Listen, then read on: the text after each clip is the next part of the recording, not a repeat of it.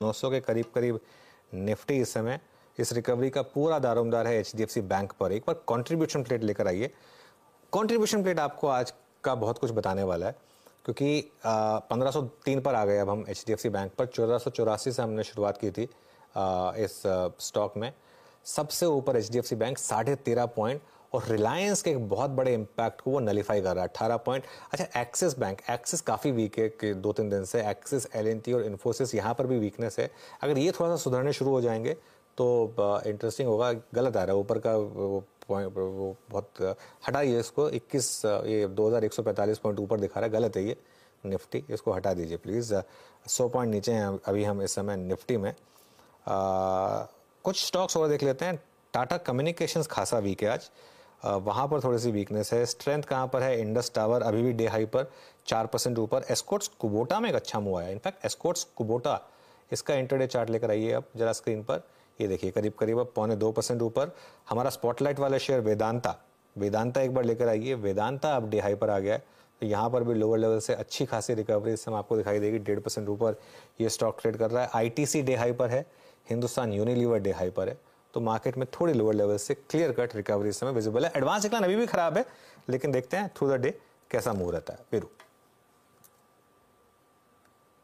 ये अब तक इस बाजार की संघर्ष की कहानी सुनी और एक डीप गैप डाउन था। अगर उसके बाद एक रिकवरी, निफ्टी लगभग 21,893 पर ट्रेड करता है। अब आशीष भायती जी और शिल्पा राव जी पिछले कार्यक्रम से इस कार्यक्रम में शिरकत कर रहे हैं। अमोल ठावले और सुदीप शाह एसबीआई सिक्योरिटी से फ्रेश पर्सपेक्टिव लेके जुड़े हैं। आप सभी को नमस्कार, कार्यक्रम में आप सभी का स्वागत है।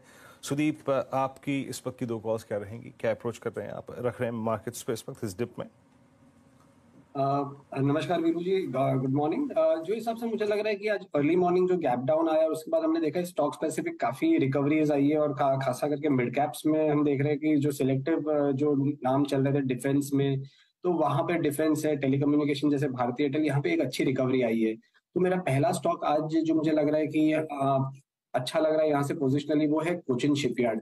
कोचिन शिपयार्ड को यदि हम देखें तो 2 हफ्ते पहले एक कंसोलिडेशन में से ब्रेकआउट आया था, और उसके बाद ऊपर के लेवल पे 1050 1080 के बीच में स्टॉक कंसोलिडेट कर रहा था, और आज भी 10 डेमा के आसपास से वहां से फिर से एक रिकवरी हमने यहाँ पे देखी है। तो मुझे लग रहा है जो डेली, वीकली, मंथली सभी टाइम फ्रेम पे स्टॉक स्ट्रॉन्ग है, तो यहाँ पे कोचिन शिपयार्ड आउट परफॉर्म कर सकता है। डिफेंस पैक में भी अच्छा मोमेंटम हमें नजर आ रहा है। तो 1095 के स्टॉप लॉस से 1160 का टारगेट मुझे लग रहा है यहाँ पे कोचिन शिपयार्ड में आता हुआ मुझे लग रहा है। और दूसरा स्टॉक जो मुझे पसंद आ रहा है वो है भारतीय एयरटेल।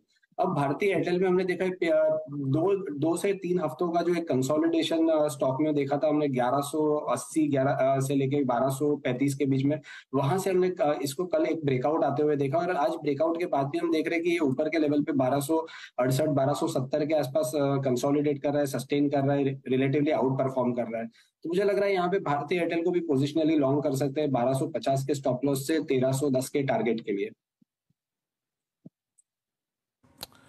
ओके, भारतीय एयरटेल पे भी आपका एक लॉन्ग कंस्ट्रक्टिव व्यू। और अमोल, गुड मॉर्निंग, आपके 2 ट्रेड्स इस वक्त क्या रहेंगे अमोल? जी नमस्ते। मुझे आई थिंक लग रहा है कि इंडेक्स स्टॉक पे ज्यादा फोकस करना आइडियल स्ट्रैटेजी रहेगी, बिकॉज ओवरऑल मार्केट टेक्सचर थोड़ा सा वोलेटाइल है। मुझे भी एक्चुअली भारतीय एयरटेल ही अच्छा लग रहा है पोजिशनल पॉइंट ऑफ व्यू से। 1265 के आसपास चल रहा है, 1320 और 1340 ये टारगेट्स निकल के आ रहे हैं, और स्टॉप लॉस उसका रहेगा 1235। और दूसरा मुझे एक लग रहा है जो रिट्रेसमेंट पे अवेलेबल है, अच्छे खासे सपोर्ट्स पे अवेलेबल है, वो है टाटा स्टील। 159 के आसपास है, 170 और 172 के टारगेट्स निकल के आ रहे हैं, जो उसका प्रीवियस स्टॉप के आसपास है, और स्टॉप लॉस उसका रहेगा 154 का। ओके शिल्पा जी, बताइए अब आपकी 2 ट्रेड्स में से इंडस टावर फिर डे हाई पर है 4% ऊपर। अभी कहाँ मौके ढूंढ रही हैं आप? मैं यहाँ पे अगेन एक बाय और एक सेल दूंगी। मेरा जो बाय रहेगा, I mean there are couple of options, मैं डिस्कस कर देती हूँ। यहाँ पे मुझे एक अच्छा लगता है बायोकॉन। बायोकॉन 260 पे अच्छा खासा सपोर्ट है, तो आप यहाँ पे 257 के स्टॉप लॉस से बायोकॉन में लॉन्ग जा सकते हैं फॉर टारगेट्स ऑफ 275 से 280। ये इसका एक अच्छा रेंज है जो वो प्ले करता है। दूसरा आप सीयूबी भी देख सकते हैं, सीयूबी बैंक निफ्टी अच्छा परफॉर्म कर रहा है तो सीयूबी भी 150 के ऊपर अभी सस्टेन कर रहा है। ये एक इमीडिएट लेवल पे इसका एक अच्छा सपोर्ट है जहां से 150 160 आ सकता है। तो बाइंग में ये दो ऑप्शंस है, आप इसमें ट्रेड ले सकते हैं। और तीसरा मेरा रहेगा सेल रैमको सीमेंट में। रैमको सीमेंट अगेन 800 के नीचे है, जब तक 800 के नीचे रहता है इसमें डाउनसाइड टारगेट 750 730 तक भी ओपन रहते हैं। तो अगेन रिस्क रिवॉर्ड फेवरेबल है, तो 2 buys and 1 sell. 2 buys and 1 sell. इस समय ये हो गई शिल्पा जी के पिक्स। आशीष भाई जी, आपने क्या पिक किया इस समय ट्रेड्स में? 2 फ्रेश ट्रेड्स आपके। जी अनुज जी, पहला जो ट्रेड रहेगा वो है ओएनजीसी पे बाय रहेगा।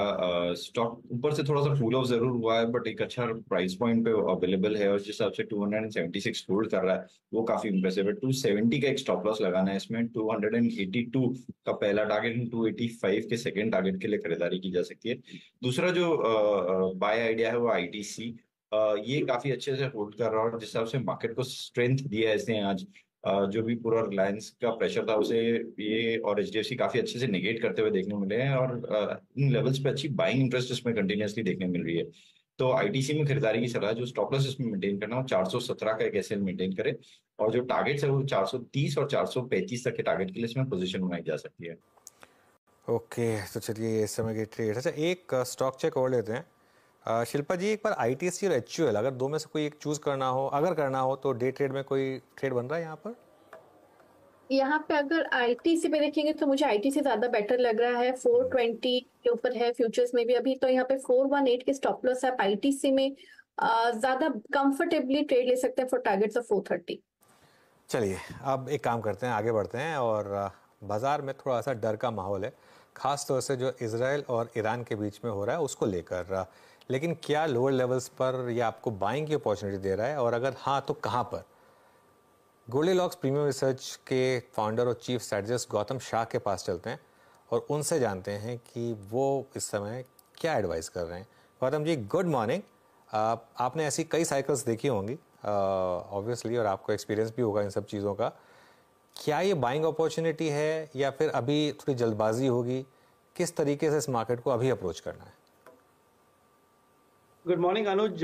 देखिए, एक जमाना था जहां पर हमारे पास जियोपॉलिटिकल कंसर्न्स 3 साल में एक बार या 5 साल में एक बार आती थी, पर अब जमाना ऐसा हो गया कि हर 3-6 महीने हमारे पास कोई ना कोई जियोपॉलिटिकल कंसर्न्स आ रहा है। तो ये बता रहा है कि दुनिया काफी बदल गई है और रिस्क काफी बदल गए हैं और बढ़ गए हैं इक्विटी मार्केट्स के लिए। I think it is only because of liquidity कि हमारा मार्केट इतना वेल बिहेव रहा है, क्योंकि अगर ये 19,000 करोड़ का लिक्विडिटी हर महीने का नहीं होता तो ये बाजार कब का बहुत बड़ा गिर जाता। I think that is the key take away from the last 3 to 4 months। But अगर आप पिछले एक हफ्ते का एक्शन देखें, डेफिनेटली थोड़ी सी कंसर्न है, क्योंकि लास्ट टाइम जब मार्केट गिरा था तो इतनी कंसर्न मार्केट ने नहीं दिखाया। निफ्टी एकदम रिलैक्स था, इंडिया विक्स में कोई मूवमेंट आई नहीं थी, यूएस मार्केट्स में कोई बड़ा फॉल नहीं था। I am referring to the period of September October last year. But इस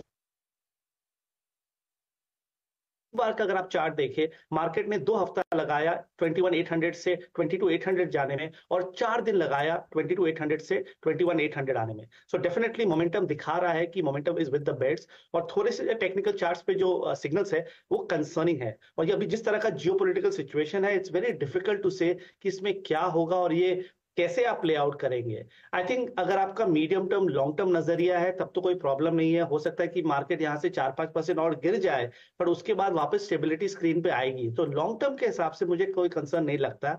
बट शॉर्ट टर्म में लेवरेज पोजीशंस के हिसाब से या पोजिशनल ट्रेडिंग के पोजीशंस के हिसाब से थोड़ा सा कंजर्वेटिव बनना बेटर लगता है, क्योंकि चार्ट शॉर्ट टर्म में खराब हो चुके हैं। और अगर निफ्टी 21,850 के नीचे सस्टेन करता है तो हो सकता है कि 21,500 से 21,000 मे बी इवन लोअर वो लेवल्स आ सकते हैं। सो यहाँ पर एडवेंचरस लॉन्ग्स नहीं लेनी चाहिए।